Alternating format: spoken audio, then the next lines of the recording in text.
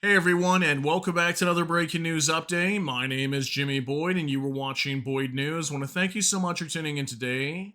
I've got a breaking news report coming out from Russia, and in today's video, I want to talk to you guys about the Russian economy.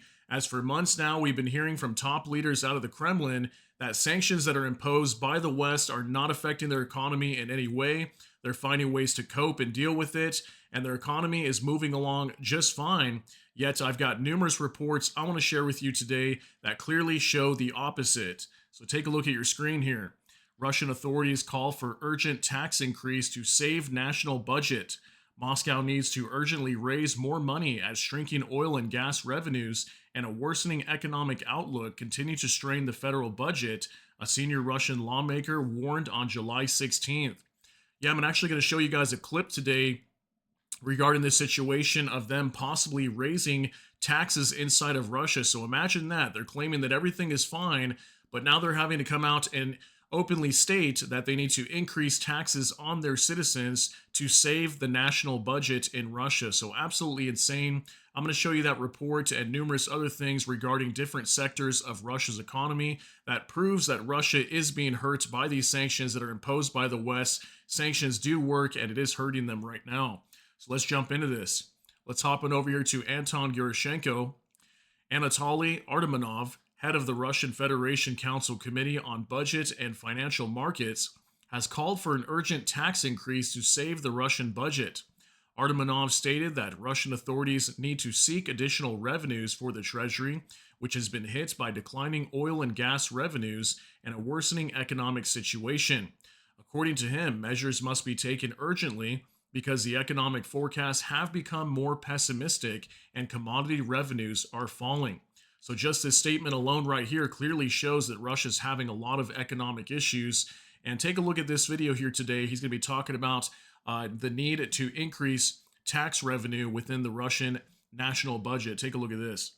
Нас настораживает и лавинообразный рост дебиторской задолженности, более чем 4 раза за 5 лет. Поэтому сейчас, учитывая более пессимистичные оценки экономических показателей и снижение нефтегазовых доходов, нам необходимо будет срочно приступать к бюджетной консолидации. Прежде всего, нам нужно задействовать все имеющиеся ресурсы по повышению доходной базы. У нас высокий уровень теневой занятости, а также остается проблема серых заработных плат. Вызывает недоумение наше стойкое нежелание заниматься вопросами приватизации.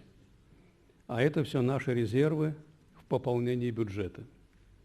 Вместе с тем, нам надо подумать о сокращении неэффективных налоговых льгот, объем которых постоянно увеличивается и составляет уже около трети расходов федерального бюджета. Какие явные источники оптимизации расходов мы видим?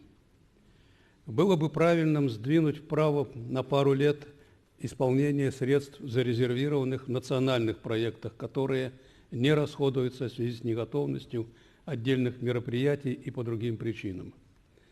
При этом мы должны помнить о всех защищенных статьях, конечно же. Например, расходы на национальную оборону мы не можем сокращать, и наоборот, по всей вероятности, нам придется их еще увеличивать. All right, so if you notice in here at one point towards the end, he talks about how the national budget cannot be decreased in any way. It actually must be increased. Okay, and that's regarding this war as well, that budgeting for the war is probably going to continue to increase. That's assuming this war continues to carry on. But you can see here he's mentioning numerous things regarding the economy. They're talking about having to increase taxes, having to utilize whatever resources are available to maintain the national budget. So this really shows to me that Russia's in major trouble here. And with all these sanctions that could be coming over the next few weeks, if the U.S. decides to impose these sanctions, also right now the EU is working on an 18th package of sanctions. They've been trying to pass it for over a week now, but so far Slovakia keeps blocking it. So Russia could be in extreme danger here very soon, and they're trying to do whatever they can to maintain the fallout of their economy. Now I want to show you this report that came out earlier today, and I actually showed you this report this morning with our update video for the Russia-Ukraine war. And maybe some of you haven't seen this, so I'm going to show it to you real quick. From next to new sign of looming crisis, Russian banks prepare to ask the state for help. Several of Russia's largest banks are getting ready to request support from the central bank due to a surge in bad loans that individuals and businesses can no longer repay. What's happening? At least three major banks are preparing contingency plans in case the situation worsens, according to Bloomberg. May need additional capital within a year. Sources inside the bank say things aren't as stable as they look on paper. The central bank reportedly advises them not to reveal the full scale of bad debt, but instead to restructure loans, changing terms without writing them off. Sberbank and VTB have acknowledged that repayments are becoming more difficult and more borrowers are failing to meet their obligations. So look at that, guys. Companies just struggling to pay back their loans inside of Russia. These banks are struggling. We're looking at a major crisis within the banking industry inside of Russia. And on top of that, if this 18th package of sanctions that the EU passes on to Russia here soon, that's going to go directly after their banking sector and oil sector, which are two parts of Russia's economy that are extremely failing right now. So just imagine the economic fallout we could see here in the next 6 months inside of Russia. And all at the same time, they come out consistently, Vladimir Putin and other top heads out of the Kremlin stating they're going to continue the fighting inside of Ukraine. They have no plans to stop at all with this war. And this is the direct result of what's going on inside of Ukraine is economic fallout inside of Russia. So isn't that insane to think about? Now let's move on to a mainstream news report here with Ukrainska Pravda 25. Russian oil price falls short of 2025 budget target, according to Reuters. This just coming out today, July 17, 2025. So just a quick report. I want to show you this real quick. Also, the average price of Russian oil calculated in rubles remains below the federal budget target for 2025, adding pressure to a budget already grappling with a growing deficit. The shortfall is largely due to a stronger ruble, which has risen by approximately 45% since the start of the year, driven by eased geopolitical tensions and the central bank's tight monetary policy. Meanwhile, international oil prices in dollars have dropped by about 10%. Estimates indicate the average price of the Russian oil blend, calculated for tax purposes, reached 4,701 rubles, about $60.11 of US dollars per barrel in the first 2 weeks of July, similar to June's level, but 11.1% below the updated budget target. The Russian Finance Ministry reported last week that the budget deficit hit 3.69 trillion rubles, about $47.31 billion, or 1.7% of gross domestic product. In the first half of the year, aligning with the full year forecast, Russia raised its 2025 budget deficit projection to 1.7% of GDP in April, up from 0.5% after slashing its energy revenue forecast by 24% in anticipation of lower oil prices for a prolonged period of time. Public spending on national defense in 2025 increased by a quarter to 6.3% of GDP, the highest since the Cold War, as the country continues its full-scale war in Ukraine, now in its fourth year.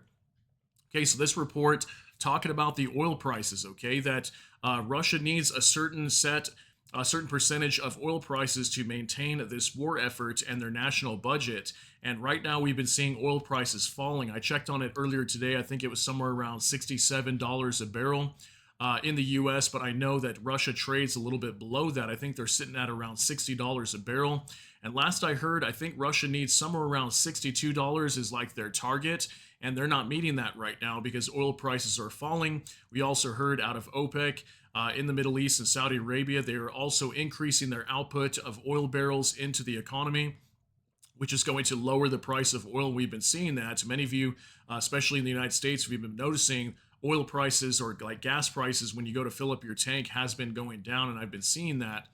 So clearly, oil prices affecting Russia's economy as well. So that's another danger, considering that a large part of their economy is run off of oil.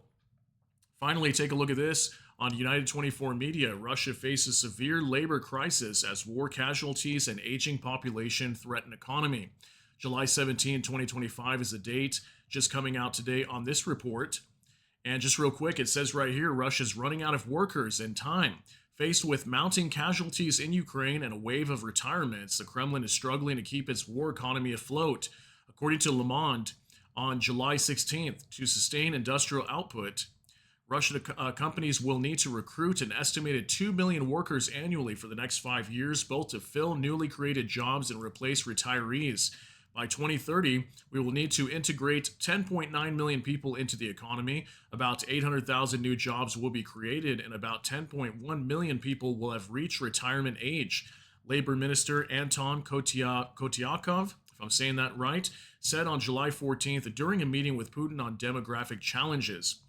The minister offered no solution for the growing labor shortage now felt across every sector of the economy. Russia's central bank has sounded the alarm in recent reports, while the unemployment rate has hit a record low of 2.2%. So look at all these different sectors of Russia's economy that's struggling. We've got their oil sector that's struggling. We have their banking sector that's not doing well also. And then on top of that, they're having a severe labor shortage. Okay, lots of people that are not working. We have a lot of people that are off fighting the war right now. Many of the men who should be working in the factories inside of Russia are off in Ukraine fighting, and many of them even dying or being injured. And if they do come back and they survive from this war, many of them might not even be able to work and are going to be on some sort of disability assistance, as they cannot even go to work to help their families, right? So major problem with this war, and it makes you wonder, why does Russia continue the fighting inside of Ukraine? Why don't they just end this thing?